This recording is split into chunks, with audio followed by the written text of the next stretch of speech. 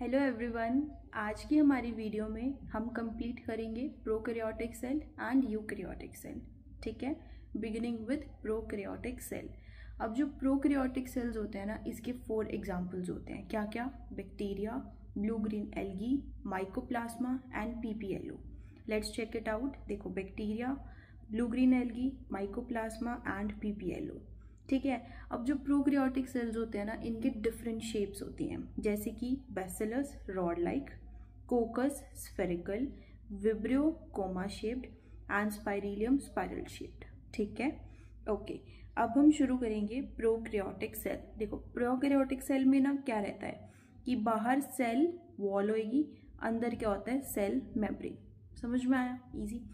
अब mycoplasma is the one जिसमें cell wall absent होती है, तो इसमें fill in the blanks MCQ बन सकता है। ठीक है, name a prokaryotic cell in which cell wall is absent, that is mycoplasma. Easy.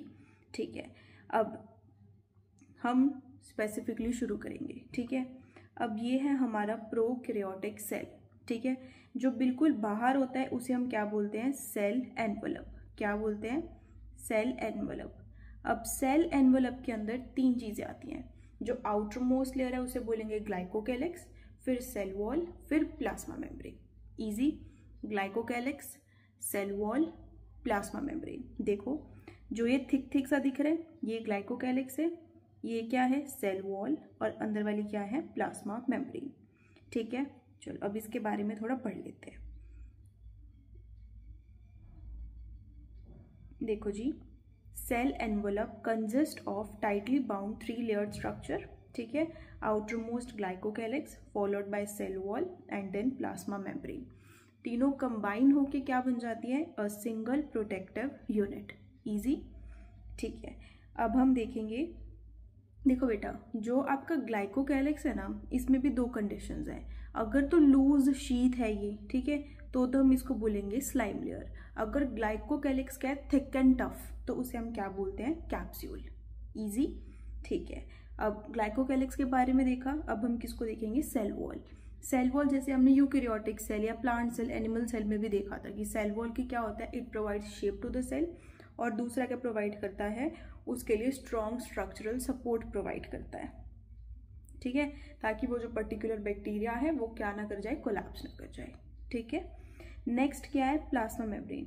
Point to be noted is it is selectively permeable. क्या होती है ये?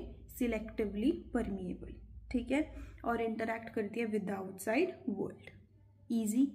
चलो, अब सेल वॉल ने ना एक चीज और होती है। ठीक है, किस किस के बेस पे? देखो, बेस्ड ऑन द ग्रुप। ठीक है, on the basis of difference in the cell envelope and the manner in which they respond to staining procedure. ठीक है, अब ये जो हमारी सेल एनवलप है, इसको हम स्टेन कर सकते हैं। ठीक है, किससे स्टेन करते हैं? ग्राम स्टेनिंग बोलते हैं। किसने दिया था? बाय ग्राम। ठीक है, अगर तो सेल वॉल के ऊपर स्टेन चढ़ जाता है, ठीक है, तो उसको बोलेंगे ग्राम पॉजिटिव। अगर स्टेनिंग नहीं होती तो क्या बोलेंगे? Gram negative. ठीक है, इंग्लिश में आप एक बार देख लेना। ठीक है, अब नेक्स्ट हम चलते हैं। ठीक है, अब नेक्स्ट हमारे पास क्या आता है? फ्लैजेला। देखो, फ्लैजेला क्या होता है ना, ये आप देख पा रहे हो, इसे बोलते हैं फ्लैजेला। ठीक है, अब फ्लैजेला क्या प्रोवाइड करता है? मोटिलिटी। ठीक है, जिसकी वजह से मूव कर पाते हैं। ठीक है, तो फ्लैजेला में सबसे पहले क्या रहेगा? देखो, इसे बोलते हैं हम, देखो इसे हम जो बिल्कुल नीचे है इसे बोलेंगे बेसल बॉडी। क्या बोलते हैं? Basal body. ठीक है, इसको बोलेंगे हुक।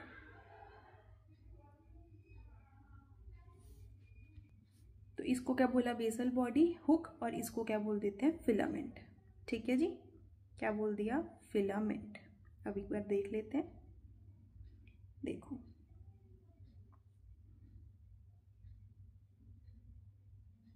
देखो जी, देखो, the extension form in the form, यहाँ से देखते हैं, यहाँ से कर लेते हैं। देखो जी, बैक्टीरियल फ्लैजेलम, यहाँ से देखो जी, बैक्टीरियल सेल में भी मोटाइल और नॉन मोटाइल। ठीक है, अगर मोटाइल है तो उसके पास क्या होगा? Thin filamentous extension from their cell wall. Cell envelope के भी कौन से पार्ट से? सेल वॉल से। That is refer to as flagella. ठीक है, जो बैक्टीरिया है, अब मैंने आपको पहले ही बता दिया, बैक्टीरियल फ्लैजेलम के 3 पार्ट्स होते हैं, that is filament, hook and basal body. ठीक है, जिसमें जो हमारा ये फिलामेंट था, filament is the longest portion and extends from the cell surface to outside. Longest portion है, सेल सरफेस से शुरू हुआ बाहर तक जाता है टू द आउटसाइड। ठीक है, अब जो हमारा फ्लैजिला है उसका रोल किस में होता है, मोटिलिटी में। ठीक है, जो बाकी के दो हैं पिलाए और फिमरे, ठीक है, ये भी सरफेस स्ट्रक्चर्स ही होते हैं पर इनका कोई भी रोल नहीं होता मोटिलिटी में। ठीक है, अब पिलाए क्या होते हैं, ऐसे करके इलोंगेटेड ट्यूबुलर से स्ट्रक्चर्स होते हैं। ठीक है, पिलाए आर इलोंगेटेड ट्यूबुलर स्ट्रक्चर्स जिसके बनते हैं प्रोटीन के। इजी। नेक्स्ट क्या आते हैं, फिमरे। फिमरे क्या होते हैं ना, देखो ब्रिसल लाइक, जैसे टूथब्रश के ऊपर ब्रिसल्स होते हैं ना, वैसे बिल्कुल माइन्यूट माइन्यूट। ठीक है, these are small bristle like fibres sprouting out of a cell. ठीक है, इजी। अब इनका क्या काम होता है कि किसी रॉक के ऊपर अडहेयर करवाना है तो करवा सकते हैं ये। ठीक है, जैसे कि देखो, it helps to attach the bacteria to the rock in the streams. ठीक है, और क्या कर सकते हैं, also to the host tissue, अगर किसी को बीमार करना चाहते हो तो होस्ट टिश्यू। ठीक है, नहीं तो रॉक ऑफ। ठीक है, फ्लैजिला हो गया। अब हम चलते हैं, ठीक है, अब हम डिस्कस करेंगे बेटा मीजोजोम्स। ठीक है, मीजोजोम्स क्या होते हैं ना, जो आपकी प्लाज्मा मेम्ब्रेन होती है वहाँ पे इनफोल्डिंग्स प्रेजेंट होती हैं, इन्हें क्या बोला जाता है, mesosomes. These are very important. ठीक है, प्लाज्मा मेम्ब्रेन के ऊपर इनफोल्डिंग्स होती हैं which are referred to as mesosomes. देखो, a special membranous structure is the mesosome which is formed by the extension of plasma membrane into the cell। ठीक है, अब उसमें तो अपन ने इसको ऐसा ऐसा देखा था, है ना, ऐसा ऐसा मेसोजोम कैसे कैसी शेप का हो सकता है, वेसिकल, ट्यूब्यूल्स एंड लैमेले। अब ये मेसोजोम करता क्या है, it helps in cell wall formation, point 1, DNA replication, point 2, distribution to daughter cells, point number 3। ठीक है, अब हमें नेक्स्ट कंप्लीट करने हैं राइबोसोम्स। इतना आपको समझ में आया। ठीक है, हमने क्या क्या देखा बेटा, just minute, outer most layer glycocalyx, फिर सेल वॉल, फिर आया प्लाज्मा मेम्ब्रेन। ग्लाइकोकैलिक्स की अगर स्मूथ स्लाइमी सी लेयर है तो स्लाइमी लेयर बोलेंगे, लूज टिश्यू है तो। ठीक है, अगर थिक एंड टफ है तो क्या बोलेंगे, देख लेते हैं एक बार, अगर थिक एंड टफ है तो उसे हम बोलेंगे कैप्सूल। ठीक है, फिर आ गया सेल वॉल जो प्रोवाइड करता है शेप टू द सेल और सेल को प्रोटेक्ट करता है फ्रॉम बर्स्टिंग। ठीक है, जो प्लाज्मा मेम्ब्रेन है वो क्या होती है आपकी, सिलेक्टिवली परमिएबल। फिर हमने देखा फिलामेंट, फिलामेंट में क्या होता है, basal body, hook and flagella. ठीक है, फिर सेल की इनफोल्डिंग्स होती है, उन्हें क्या बोला जाता है, मीजोजोम। इजी। चलो, अच्छा आपको एक चीज़ और बतानी थी, देखो बेटा, अब इजी लो, जो ये है ये क्या है आपका डीएनए। ठीक है, तो इसको हम क्या बोल देते हैं, ये कौन सा डीएनए है, जीनोमिक डीएनए। ठीक है, कौन सा डीएनए ये, जीनोमिक डीएनए। ठीक है, अब जीनोमिक डीएनए होने के बावजूद भी यहाँ पे स्मॉल सर्कुलर डीएनएज हैं, देखो। ठीक है, इसको क्या बोल देते हैं, प्लास्मिड्स। ठीक है, अब आप इसके बारे में पढ़ सकते हैं, देखो, the genetic material is basically naked and not enveloped by nuclear membrane. ठीक है, अब इसके पास क्या होता है, small circular DNA outside the genomic DNA, that is referred to as plasmids. ठीक है, अब यही जो प्लास्मिड डीएनए होता है ना, इसमें क्या होती है, यूनिक फिनोटिपिक कैरेक्टरिस्टिक्स।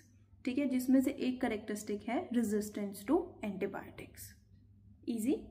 ठीक है, अब एक पॉइंट आपको पहले बता के चलूंगी। ठीक है, ये आप इंक्लूजन बॉडीज देख पा रहे हो, अब हम इनके बारे में भी डिस्कस करेंगे आगे।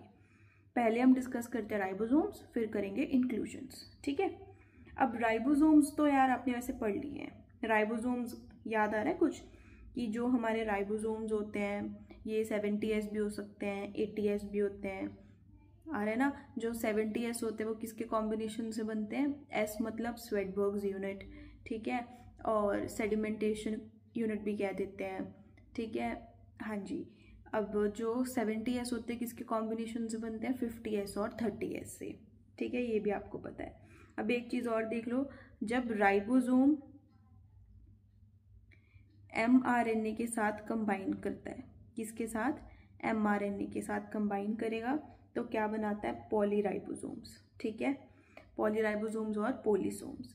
अब ये जो पोलिसोम है इसका क्या काम है? ट्रांसलेशन करवाना। ठीक है, आरएनए से क्या बनवाना? mRNA से प्रोटीन। ठीक है, क्या करवाना? ट्रांसलेशन। ठीक है, अब मैंने आपको पहले बोला था इंक्लूजन बॉडीज करेंगे। ये क्या होती है? रिजर्व्स होती हैं। Reserve material in prokaryotic cell are stored in the cytoplasm in the form of inclusion bodies. Example याद रखने हैं, फॉस्फेट ग्रेन्यूल्स, ठीक है, साइनोफाइशियन ग्रेन्यूल्स, ग्लाइकोजन ग्रेन्यूल्स। ठीक है, जो गैस वैक्यूल्स होते हैं वो किस किस में देखे जाते हैं? ब्लू ग्रीन, पर्पल और ग्रीन फोटोसिंथेटिक बैक्टीरिया। ये याद करना पड़ेगा, ब्लू ग्रीन, पर्पल और ग्रीन फोटोसिंथेटिक बैक्टीरिया। ठीक है, अब लास्ट बचा था व्हाट आर यूकैरियोटिक सेल्स। वैसे मैंने आपको बता दिया था, प्लांट, प्रोटिस्ट, एनिमल, फंजाई। ठीक है, ये यूकैरियोटिक सेल्स होते हैं। ठीक है, अब यूकैरियोटिक सेल में भी क्या है? प्लांट सेल और एनिमल सेल, ये भी हम पढ़ चुके हैं। अब प्लांट सेल्स में आप खुद बताओ क्या क्या चीज़ें होती हैं जो एनिमल सेल में नहीं देखी जाती? सेल वॉल होती है, प्लास्टिड्स होते हैं और लार्ज सेंट्रल वैक्यूल होता है। जबकि एनिमल सेल में क्या स्पेसिफिक होता है? सेंट्रोजोम। ठीक है, ये कुछ कुछ डिफरेंशिएटिंग फीचर्स हैं, आपको पता होने चाहिए। ठीक है, अब जो हमारे राइबोसोम्स होते हैं, ठीक है, राइबोसोम्स हमें पता है कि प्लांट और एनिमल सेल में हमें कहाँ देखने को मिलते हैं? रफ एंडोप्लाज्मिक रेक्टिकुलम पे देखने को मिलेंगे। और कहाँ देखने को मिलते हैं? माइटोकॉन्ड्रिया में मिलते हैं। ठीक है, और क्लोरोप्लास्ट में। ठीक है, in case of plant cell. समझ गए? ठीक है, चलो, by this we complete our chapter. ठीक है, chapter number 8, cell the basic unit of life. अगर कोई डाउट हो तो do mention in comment section. ठीक है, बाय बाय।